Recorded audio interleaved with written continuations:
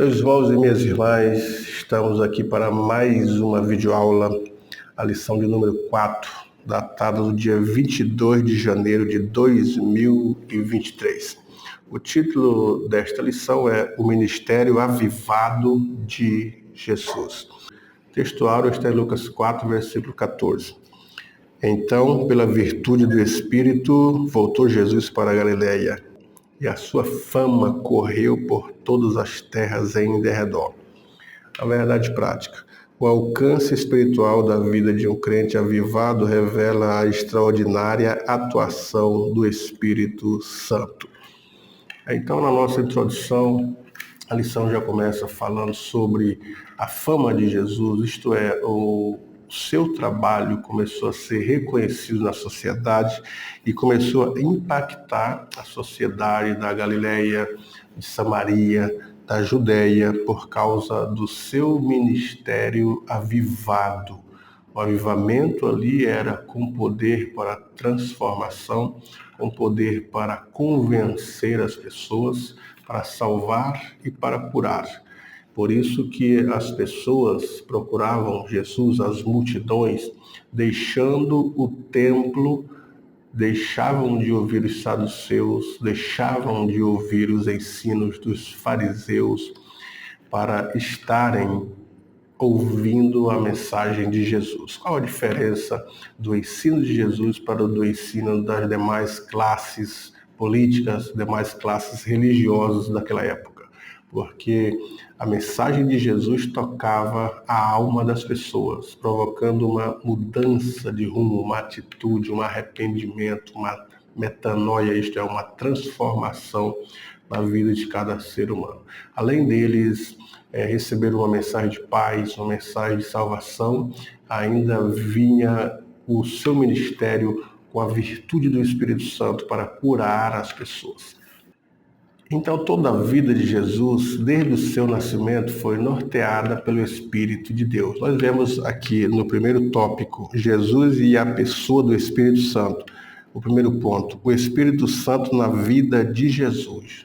Já no nascimento de Jesus. O nascimento de Jesus foi por obra do Espírito Santo. O anjo disse a Maria: descerá sobre ti o Espírito Santo, e a virtude do Altíssimo te cobrirá com a sua sombra. Pelo que também o santo que há de nascer será chamado Filho de Deus. Então, o executor deste ministério, executor do nascimento de Jesus Cristo, o mistério do Verbo encarnado, foi o Espírito de Deus. O texto dizia: o que está gerado nela é obra do Espírito de Deus. Quando José estava em dúvidas quanto à gravidez de Maria e propôs no seu coração deixá-la, nós observamos o anjo do Senhor dizendo para ele: o que está gerado nela não é obra de homem algum, mas é obra do Espírito de Deus. Então, já no nascimento de Jesus Cristo, nós vemos o Espírito Santo executando todos os passos da sua vida, presente na vida dele, para que ele, o Emanuel, o Deus conosco, viesse a nascer e a habitar entre nós e então desenvolver o seu ministério de acordo com o plano de Deus para aquele tempo. No batismo de Jesus, também vemos presente a atuação do Espírito de Deus. Quando ele vem para João para ser batizado, que João diz assim: eis o Cordeiro de Deus que tira o pecado do mundo. E ainda João diz: eu que devo ir a ti, não tu deves vir a mim.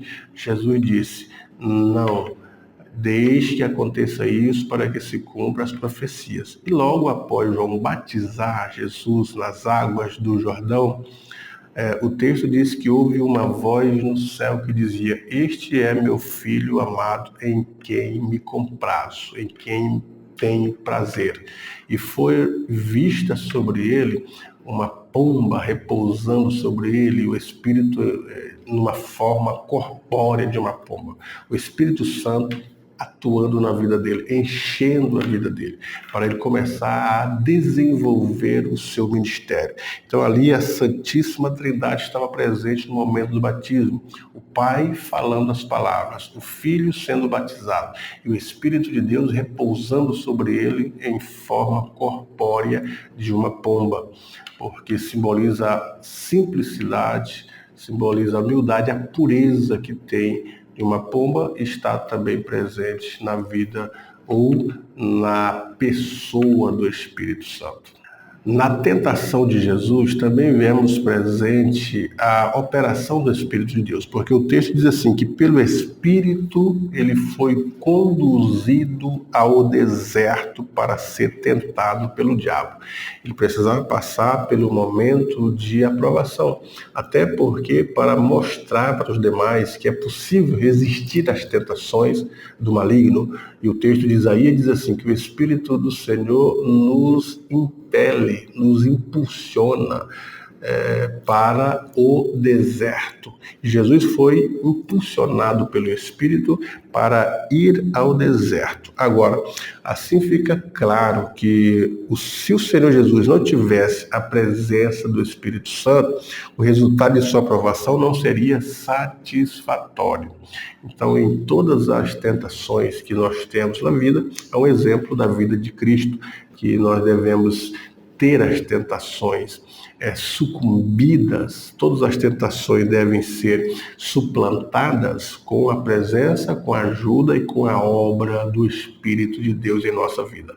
Assim foi com Jesus, 40 dias sendo tentado, e todos os dias desses 40 dias houve tentação na vida de Jesus. Agora, o cúmulo da tentação foi a presença do diabo. E Jesus resistiu os 40 dias e resistiu ao diabo, como diz o texto sagrado. Resistiu ao diabo e ele fugirá de vós. Mas isso estando cheios do Espírito de Deus, com a presença do Espírito de Deus, porque maior é o que está conosco do que o que está no mundo, que é a presença de Deus na nossa vida, como esteve presente na vida de Jesus no deserto. O segundo ponto do primeiro tópico é o Espírito Santo no ministério de Jesus. Todo o ministério de Jesus, que se iniciou com ele com a idade de 30 anos, foi com o Espírito de Deus presente. O apóstolo Paulo diz assim, foi do agrado do Pai que toda a plenitude do Espírito nele habitasse. Então ele tinha toda a plenitude. Nós podemos dizer que ele possuía todos os dons espirituais. Uma vez que nós, individualmente, dificilmente temos todos os dons, mas a igreja em si, ela pode ter todos os dons, como Paulo disse para a igreja de Corinto, de que maneira eu vou elogiar a vocês? Não vos elogio, porque tende todos os dons, mas não vos elogio, porque no meio de vós aí ele começa a dizer o que há no meio da igreja, isto é, faltava a prática, a produção do fruto do Espírito. Eles tinham todos os dons, mas faltava-lhes o equilíbrio, o fruto do Espírito. Agora, na vida de Jesus, estava todos os dons, a plenitude do Espírito. A plenitude é a completude, estava completo. Toda a obra, todo o poder, todo o fruto, todos os dons estavam nele, porque foi do agrado do Pai que toda a plenitude do Espírito dele habitasse. Hoje, às vezes, nós temos 1, 2, 3, 4, 5 dons, mas não temos todos os dons, ou a plenitude de Espírito. Talvez na vida da igreja haja isso, para se completar, porque somos um corpo. Agora, sobre o corpo de Jesus, a plenitude do Espírito estava presente nele. Por quê? Porque o ministério dele foi voltado para esta plenitude, fazer tudo o que ele fez. Isso, com a leitura da Bíblia, nós vemos que mostra que Jesus foi ungido pelo Espírito. Para quê? Qual que era o papel? Para evangelizar os pobres. Esta era a missão de Jesus. Além de nosso Senhor Jesus Cristo ser ungido pelo Espírito para curar os quebrantados de coração, como diz a lição, é só para explicar que quebrantados de coração são aqueles de coração humilde. Ele veio para os humildes, aqueles que têm a capacidade de ouvi-lo, de obedecê-lo, guardar a sua mensagem, a sua palavra, ser transformados por elas a humildade de espírito. É uma disposição para submeter-se à vontade de Deus, como disse o salmista. Por isso nosso Senhor veio tocar o coração dos homens. Ainda mais, ele veio e fez um convite aos cansados e oprimidos. O texto diz que ele veio para os oprimidos. E o convite que ele fez, eles vinde a mim todos que estáis cansados e oprimidos, e eu vos aliviarei. Ele alivia com a presença do Espírito, com a unção do Espírito, os oprimidos, então se sentem abençoados por causa da presença do Espírito do Senhor. Aos que estão sujeitos à escravidão do pecado, ele deu vista aos cegos, libertou as pessoas oprimidas. O Espírito Santo que atuava na vida do Salvador provocou um ministério profícuo. Tudo ele fazia por causa da operação do Espírito de Deus. Alguns até dizem, não, ele fazia porque era Deus. Mas ele disse para os seus discípulos, obras maiores do que estas vocês farão. Porque ele disse, eu vou para meu Pai, isto é, eu tenho um tempo limitado para atuar no meu ministério, mas vocês têm um tempo maior, então podem fazer muito mais. E eles, os discípulos, não eram Deus. Então Jesus fazia e operava os milagres não é porque era Deus, mas porque o Espírito estava sobre ele. Ele, como humano, que se tornou carne, precisava da operação do Espírito de Deus para fazer tudo o que ele fez. Claro que ele usou a parte divina quando necessária, quando perdoou pecados. Só Deus pode perdoar pecado, diziam os fariseus. E ele diz, para que saibais que o Filho do Homem tem poder de perdoar pecado, em outras palavras, para que saibais que o Filho do Homem é Deus. Então ele operava milagres através do Espírito, fazendo aquilo que era atividade direta da divindade, perdão de pecados. Mas ele atuou nos milagres, nas maravilhas, nas curas e operações de milagres com o Espírito de Deus, porque a plenitude do Espírito estava sobre ele. Segundo tópico da nossa lição, Jesus e a oração em seu ministério. Aí ele fala do valor da oração. A oração é a comunhão, é a koinonia, é o diálogo do homem para com Deus e Deus para com o homem. Porque o homem não foi feito para viver separado do seu Deus. O homem foi feito para viver em comunhão, em diálogo. Mas o pecado, como o texto da Bíblia diz, pecado, vossos pecados é que fazem separação entre mim e vós. Então, os nossos pecados nos separaram de Deus. Não foi Deus que se distanciou do homem. Foram os nossos pecados que causaram a distância de Deus. Agora, o homem não foi feito para viver em solidão e sem a comunhão com Deus. Ele foi feito para viver em diálogo. E agora Jesus está de novo fazendo o trabalho de reconciliação, como disse o texto, reconciliando consigo o mundo. Porque o mundo vivia em inimizade com Deus, o mundo humano. Jesus disse que a amizade do mundo é inimizade para com Deus. Então há um distanciamento. Agora Jesus Cristo veio para trazer esta amizade. E ele disse para os discípulos, eu não vos chamo vocês de servos, mas vos chamo de amigos, porque o servo não sabe o que faz o seu senhor. Então ele reconciliou, trouxe essa amizade e agora está ensinando os discípulos e também através da oração do Pai Nosso, ensinando a igreja a ter diálogo, a ter comunhão para com seu Deus. Quando ele ensina na oração do Pai Nosso, não é uma decoração que devemos fazer da oração do Pai Nosso e ficar repetindo mecanicamente. O diálogo não é uma repetição decorada. O diálogo com os amigos, o diálogo com Deus é uma oração espontânea, flui espontaneamente. E Jesus então disse para eles, quando vocês orarem, orareis assim, Pai nosso que estais nos céus, mostrando a soberania de Deus. Primeiro que ele é Pai. No Antigo Testamento, os judeus se dirigiam a Deus, Jeová, como o Deus carrasco, o Deus que não aceita a transgressão das leis. Então ele era tido na mente dos judeus como alguém carrasco, alguém duro, alguém que não aceita transgressão. E Deus, o Senhor Jesus Cristo, então, provoca uma mudança, dizendo, não, Deus ele é um pai, porque o pai ele tem afetividade com seu filho. O Pai tem diálogo, o Pai tem colo, o Pai tem providência, provisão, proteção. Então ele trouxe esta imagem de Jeová para os seus discípulos. Quando orareis assim, Pai nosso. Ele é Pai, ele é provedor, ele tem afetividade e é nosso Pai. Que estás no céu, mostra soberania, está no alto, está acima, mostra soberania divina. Ele é alguém superior, está no céu. Nós somos criatura, ele é o Criador. Então, ninguém se dirige ao Criador como sendo soberano. Nós se dirigimos ao Criador suplicando, rogando, não ordenando. Pai nosso que está no céu, santificado seja o teu nome.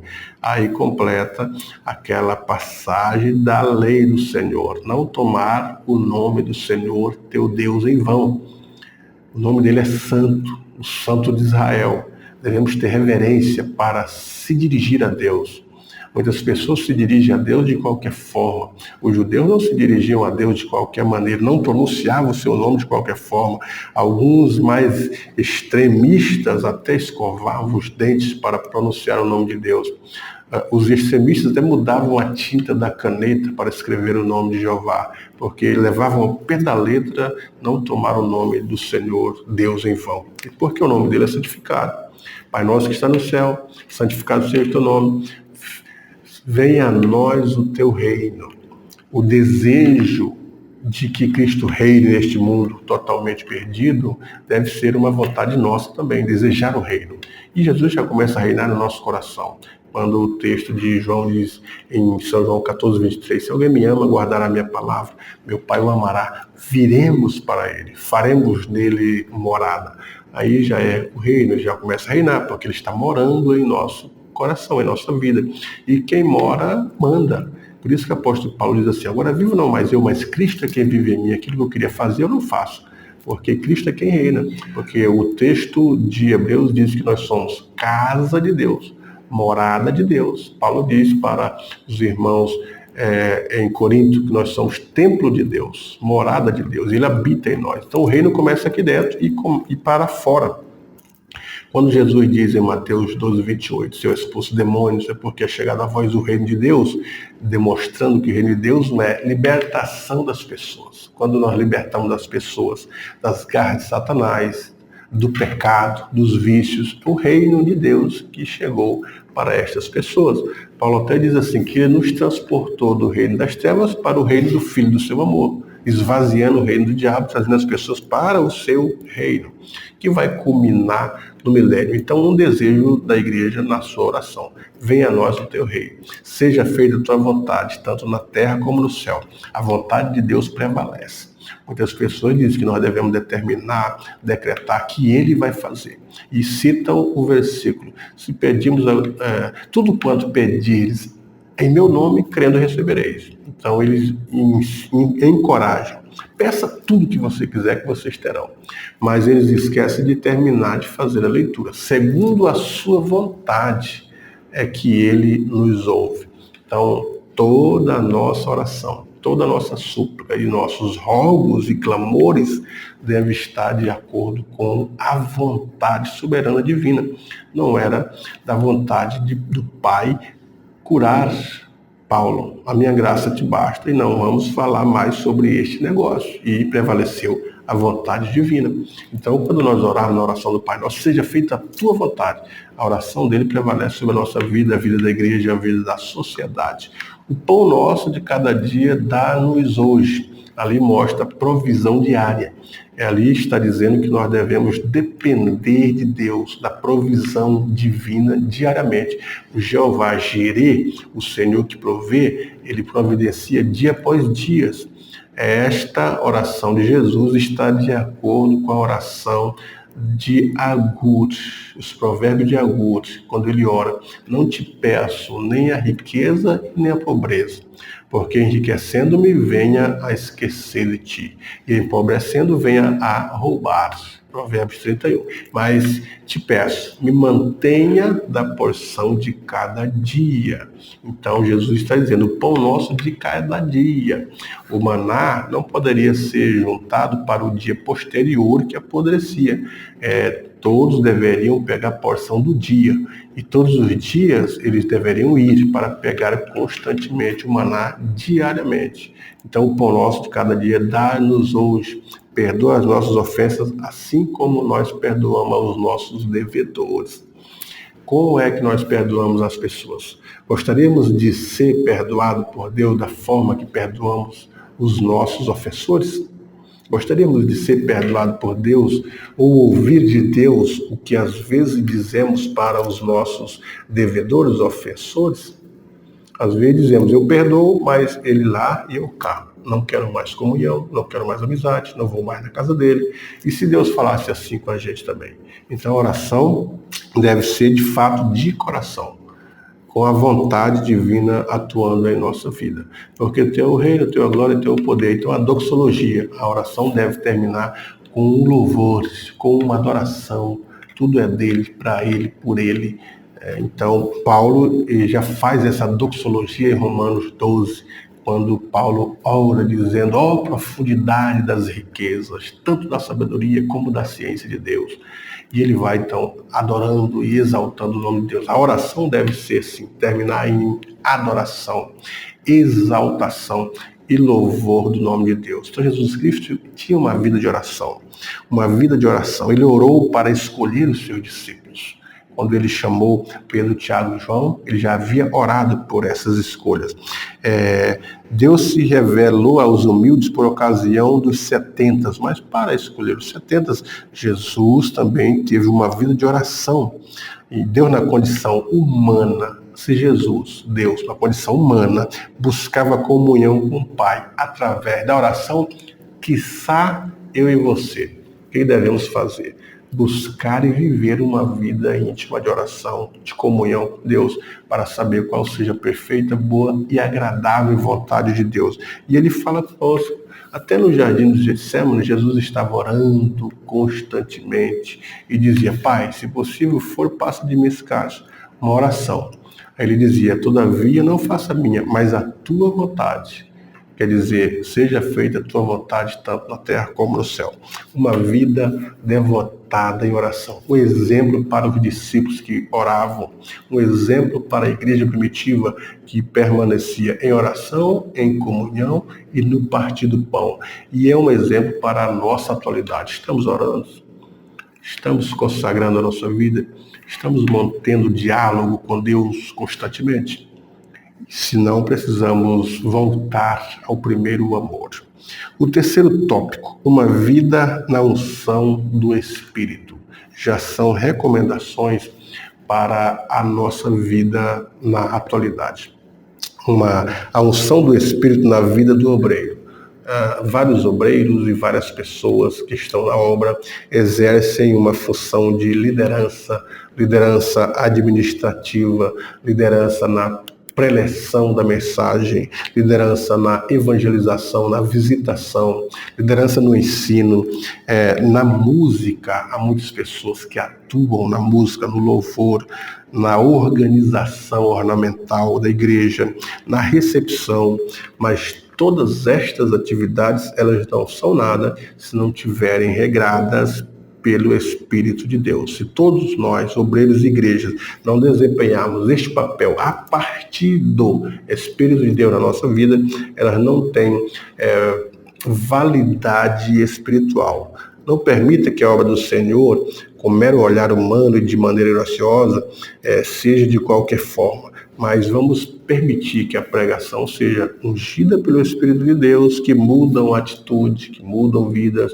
que o ensino seja dirigido pelo Espírito de Deus para uma edificação espiritual plena, que as pessoas se sintam louvando a Deus na atuação do Espírito de Deus, levando uma vida piedosa e não negligenciando a oração, o jejum, o estudo devocional da palavra de Deus, mas que eles tenham desejo do alimento espiritual diário e que cada um de nós possamos cada dia mais atuar pelo Espírito de Deus. Observe que quando acharam a Davi, e trouxeram para Saul, que precisava de um tangedor para tocar a harpa. No momento da aflição, da agonia que ele passava, disseram: achamos a Davi, o belemita, que sabe tocar, que é animoso, que é homem de guerra, que é sisudo em palavra, que é de gentil presença.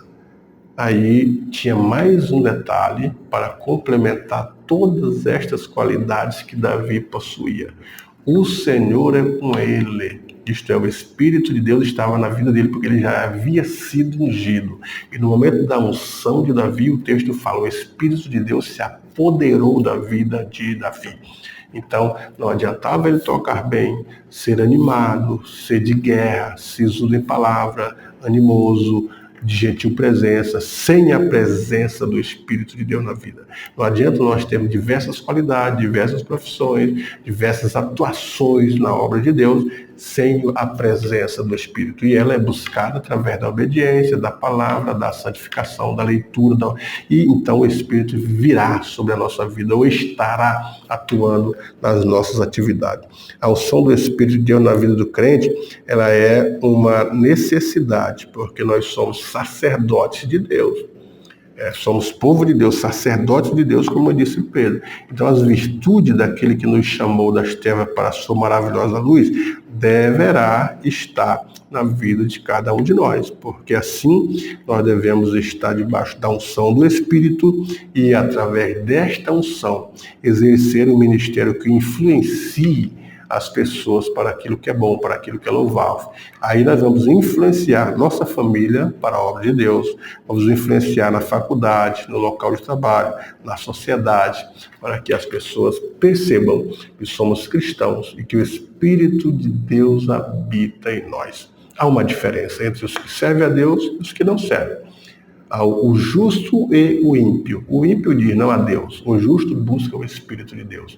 O ímpio não tem Deus. O ímpio diz: meu Deus, não tem paz, dizia o profeta Isaías. Mas o justo, a paz habita nele. Deixa-vos a paz. A minha paz vos dou.